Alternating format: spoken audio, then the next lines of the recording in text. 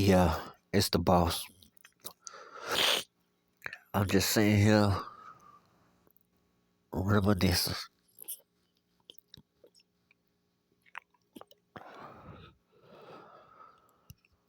So, in 2018,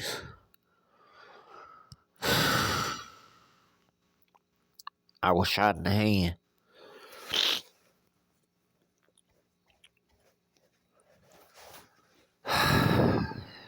And I don't know who shot me. It could have been one or three people. You know, one person I had cut in the face. The other two I had owed money for drugs. But either way, I was shot in the hand. And I was asleep when they shot me. When I woke up in a puddle of blood. And I had asked God rest her soul, Miss Sarah, why she ain't called an ambulance or nothing like that.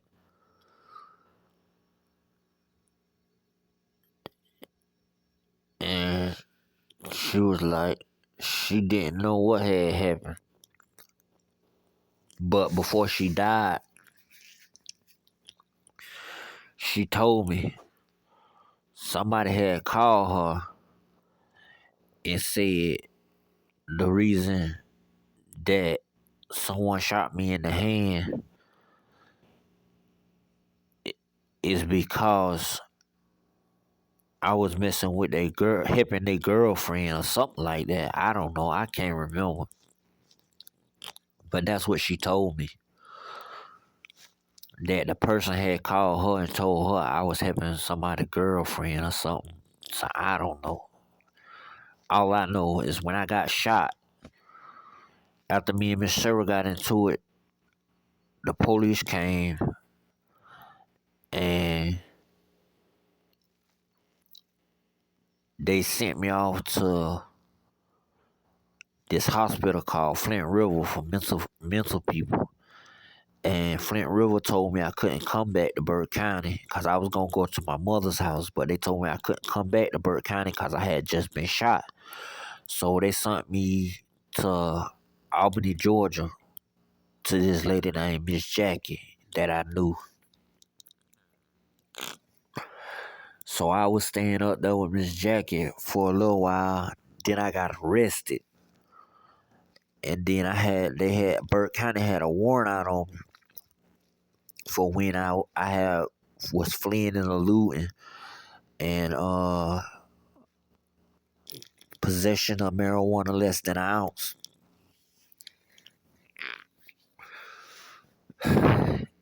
So I was facing charges. So when I got back to Burke County, I did about 3 months. In the process of doing 3 months, I developed the abscess. And it went untreated for a very long time. And then when they finally started treating me, I took 2 days worth of medicine. Then I was shipped off to prison because I pled guilty when I had went to court. So they gave me an automatic sentence of 1 year, 5 years worth of felony papers when I get out. So I go to prison. Everything's going good.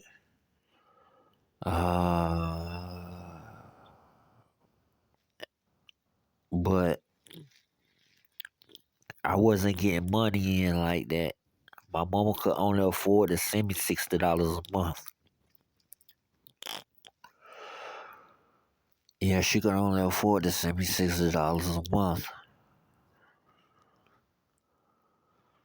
So it was hard at first. Well, when I first went to prison, I was in Jackson and I was still getting my check. So I was making $60 tour calls every week, And then I had a little clientele going on, but then they moved me from Jackson to Central State. While in Central State, I was raped. So they moved me from Central State. I meant to say, no, I was in Phillips State. I was in Jackson, then I went to Phillips State. In Phillips State, I was raped, so they moved me to Central State. So then when I got to Central State, you know, a lot of the G's and stuff was showing me love and stuff like that. Then I got into it with this other dude on my dorm, and we got into it, and some things happened, and I just don't want to discuss that, but it is what it is. So after my release in 2020, I I finally released my album, Brother of the Strong Struggle,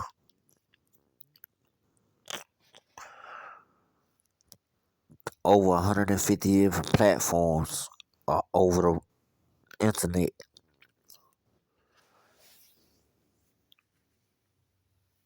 That was April of 2020 because I got out March. I got out March 2020.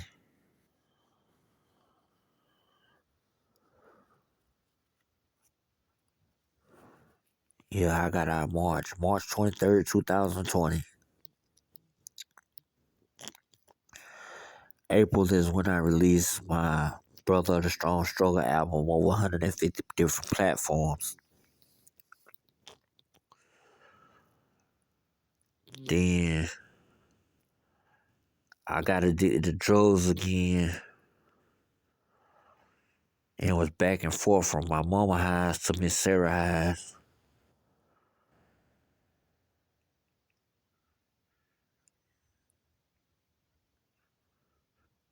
So I end up going back home to my mama house and stopped going to Miss Sarah house.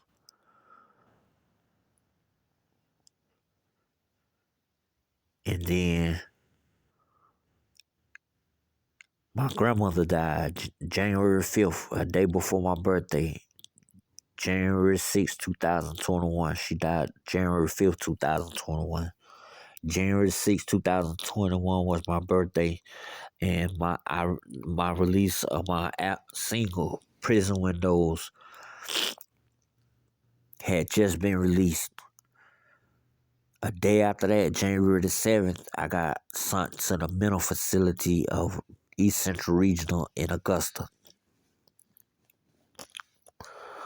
So while I'm in East Central Regional, you know, a lot had been going on, you know, and accounts were getting hacked and all kind of stuff like that. So I'm just really getting in touch with people from home and stuff like that, trying to see when I'm coming home. But my probation officer had signed me up for rehab, so they sent me out to rehab, and when I went to rehab, being in rehab, it was a lesson learned, man, cause I struggled. I didn't have no money. I didn't. There was nothing I could do to better my situation. Cause in that rehab, you couldn't get a job or nothing like that. You just had to stay put until they found you some way to go at. once once you was once you graduated, they had to find your housing, or you could go into a long term rehabilitation center. But I had no income, so I had nowhere to pay for it. Plus, I wasn't getting Medicaid through disability no more because I had went to prison, so I couldn't pay for it. So basically, I was in a lose-lose situation. I would have been out on the streets homeless anyway. So I was frustrated, and the day before, like 2 weeks before the incident happened, where I had went outside and got a cigarette from somebody who wasn't supposed to share it with me. I had been raped in my sleep because I take, you know, heavy doses of medicine due to my schizophrenia. I take 1,500 milligrams of double coat a day, plus diphenhydramine at night, olanzapine at night, fluoxetine in the morning, risperidone in the morning. I take 1,000 milligrams of double coat at night and 500 in the morning. Plus, I get a shot once a month. So I be heavily dosed up with medicine, so I sleep a lot. And I'm a hard sleeper. So I was raped in my sleep. It happened about 3 times. So that particular day, it had happened. So I went outside to get a cigarette, and I said, "Fuck it, I'm just gonna leave," without telling anybody or anything like that. But I did tell them one time. But when the nurse got back, the lady said, "Tell the nurse when the nurse get back." But when the nurse got back, it had slipped my mind to tell her, and I ain't tell her. But I thought she was going. I thought the lady whose name was Shonda. I thought she was going to tell the nurse, and the nurse was going to come talk to me or something like that. But she never did, and I ended up getting kicked out. I asked them to call the police and my PO before they kicked me off the campus, and they said, "No, you cannot. You cannot." So I left.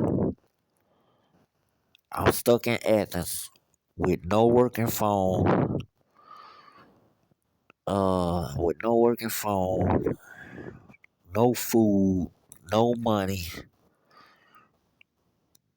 no working card that I could use to get people to send me some money. And I'm just stuck. These good, nice church going people let me sleep in their apple orchard where I could eat apples and it was in front of a store.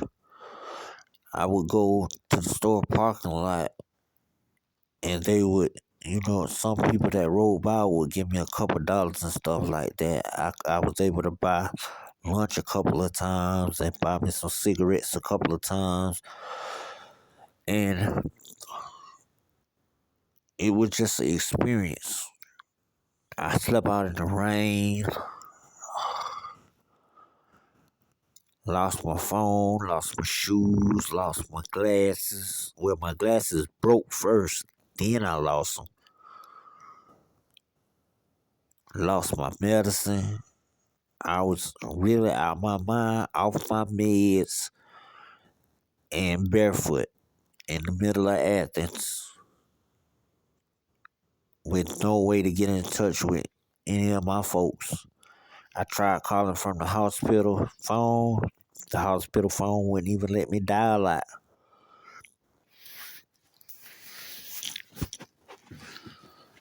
Yup.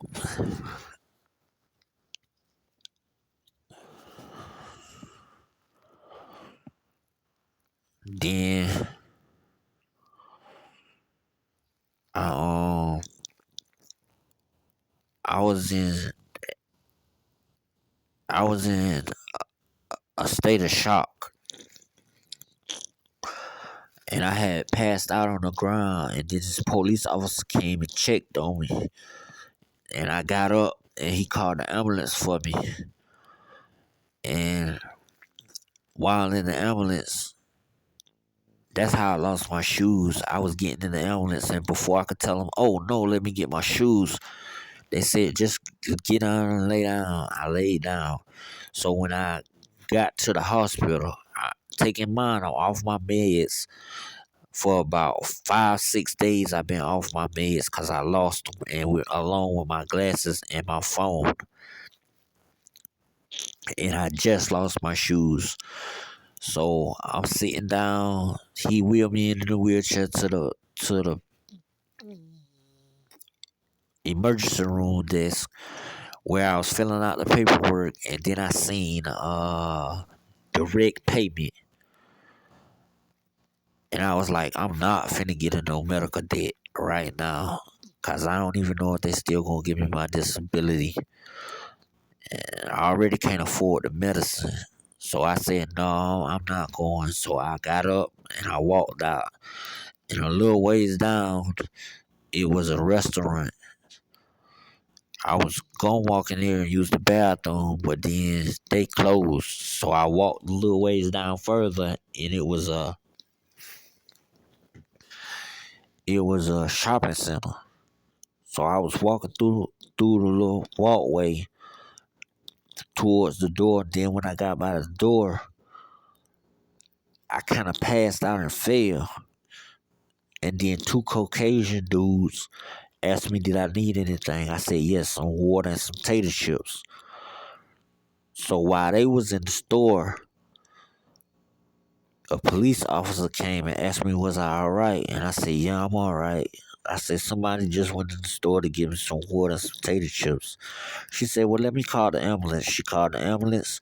I said, I'm not going with them. I'll be all right. She said, well, you got to leave the property. So I left the property. Then I had came back. The whatchamacallit was closed, but I was just walking. And then I wanted to check my pockets for my cigarette that I had got earlier that day from somebody that was at the library, because that's where they had brought me from the library to the hospital. Somebody had gave me a couple of cigarettes, and I wanted to check my pocket for my cigarettes. So there was a car. So I took my birth certificate, social security card, and the debit cards I had, and put it on top of the car because I was wearing jogging pants, and it was they were stopping me from searching my pants, and so I took my two lighters and I put it on top of the car, but I couldn't find my cigarettes. So by the time I reach up to get my stuff, the police lights was on. So she came. We exchanged a couple of words, but I can't remember exactly what was said. And then she say, uh, she say, what she say? Well, I'm gonna have to arrest you. I say, well, hold on, that's fine. I just gotta get my information and stuff off top of the car. So I was getting my stuff off top of the car, and I got the two lighters in my hand. She cuffed one hand and said, "Give me the lighters." I was refusing to give her the lighters because I really didn't know why I was getting arrested. So I just finally gave them to her, and she cuffed both of my hands. And they put me in the smallest squad car I had ever seen. Literally, for me to fit in the squad car, I had to turn with my back on the door and my feet to the other door. and she sent me to jail. And then after being released, I was released to the custody of Burke County Jailhouse. I did about 3 months in Athens. Then I turned around and did 3 months in Burke County. Burke County finally let me go. Burke County finally let me go. And on certain provisions, and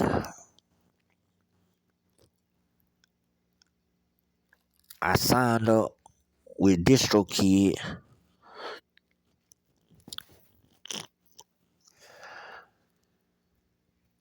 and I released 4 albums under, no, 5 albums under DistroKid.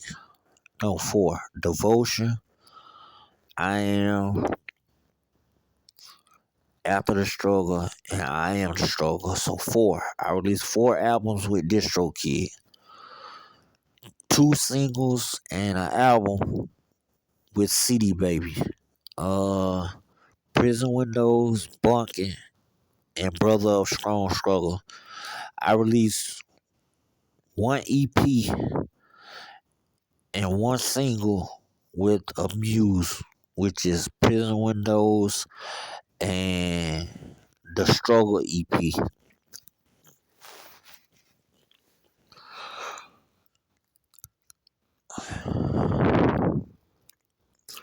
I recently started receiving royalties for my music. Second quarter of 2022, which was November of 2022. I'm looking forward to minimal gain February of 2023. That's when the next royalties come out.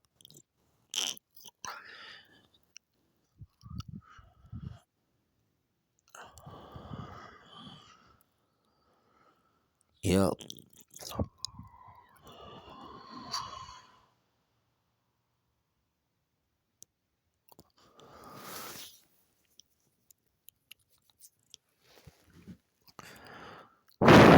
Yeah, through it all. And July 7th of 2022 is when I founded my company, Cut It Short Productions, LLC. At this moment, I'm in college for business administration with specialization in entrepreneurship, and I'm passing. I made the dean's list this quarter, and it is a 3.7 grade point average. And so far, I got 4.5 credits out of 160 credits that I need. 180 credits that I need, something like that. I'm taking two 4.5 credit classes as we speak, you know. And I got a wonderful girlfriend who loves me and a family that loves me. And I'm really just trying to focus and stay focused because I realized something.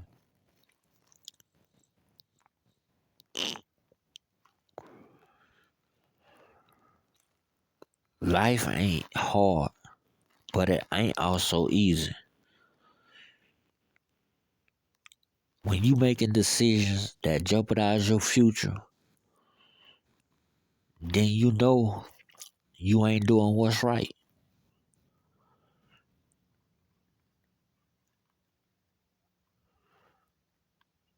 Self guilt is what's wrong with a lot of us, especially me.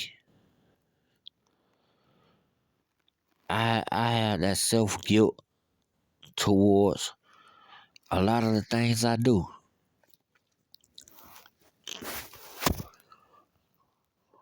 I'm not proud of what I do. Some things I'm proud of, but some things I'm not. Like being addicted to drugs. I'm not proud of that.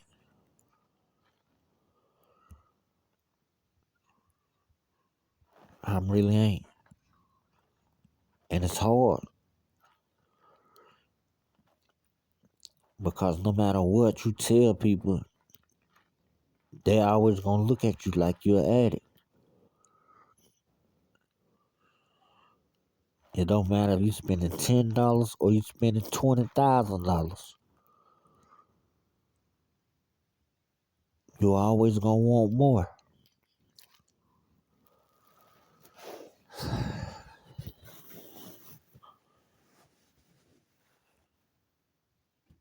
I mean, I'm a functioning addict, you know. I handle my business. I take care of my bills and stuff like that. But I have other things that I be needing to do, but I can't do 'em because I be done use the money to use drugs. And half of the time I use drugs because I feel like no one loves me. I mean, they tell me they love me and they tell me they for me and stuff like that. But my ambitions and the things I want to do and the things I try to achieve, it's like a fairy tale to them. I ain't asking for no handout. I'm not. But is it wrong to ask for a little bit of help every now and then?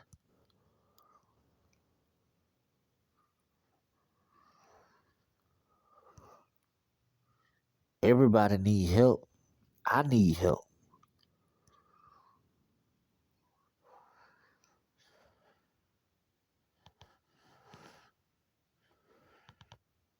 And I feel like so many times I done helped people and did everything for everybody else and putting my own needs to the side really made me took away from what I could be accomplishing right now today.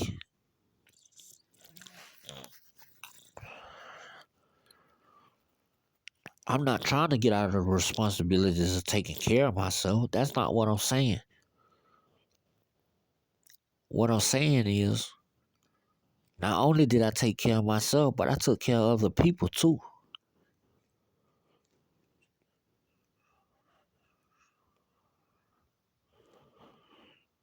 Not just family, friends also. Mostly family, but friends also.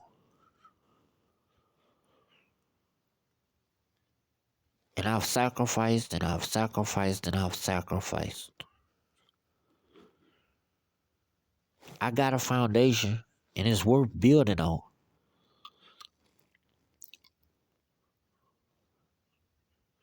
And I pray one day God will heal me from all of the deception and the lies and the unrighteousness in my life.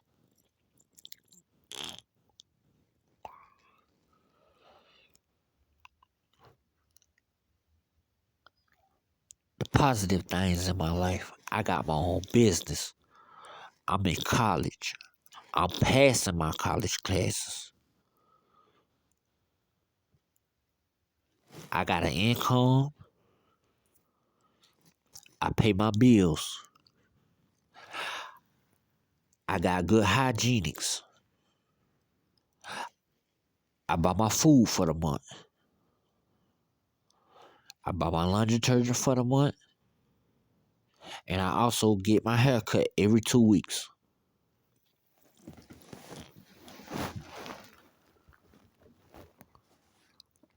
I pay all my debts.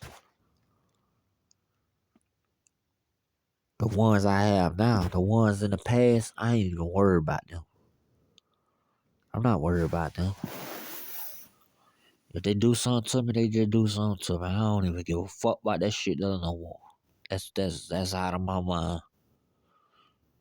They'll never see that money.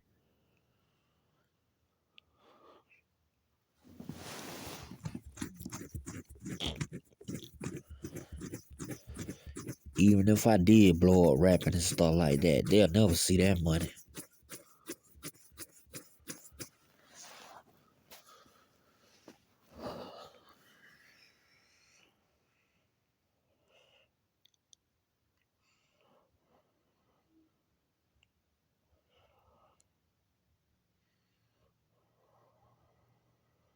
I'm having a hard time coping.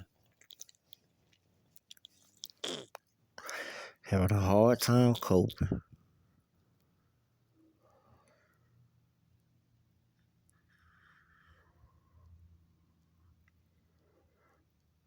You know what though? I love my life.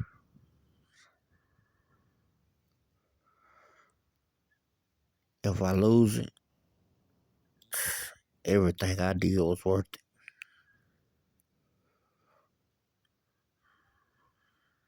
Everything I did was worth it.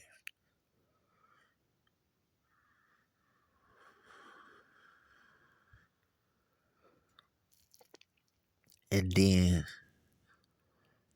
I got my kids on my mind.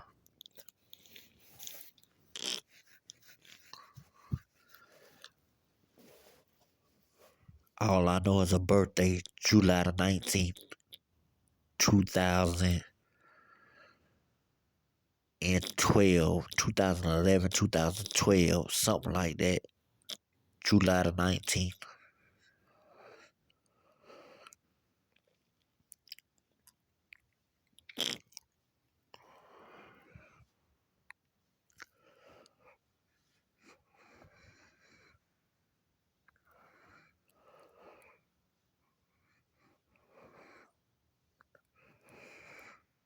I think it was 2012 though. July the 19th, 2012.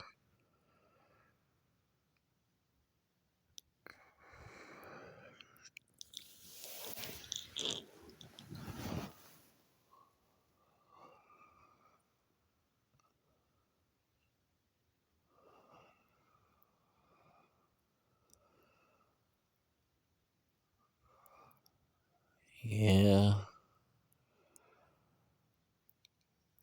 I just don't know what to do.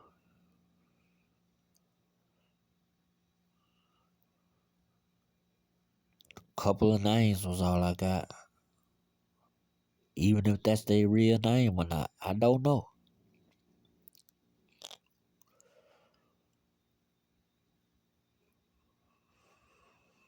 All I remember is her name and her daddy name, LaSaint Sapp and John Sapp. Other than that, I don't know. I don't know. I don't know nothing.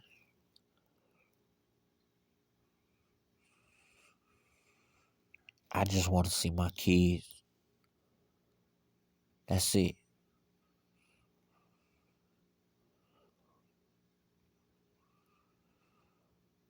I just want to see my kids.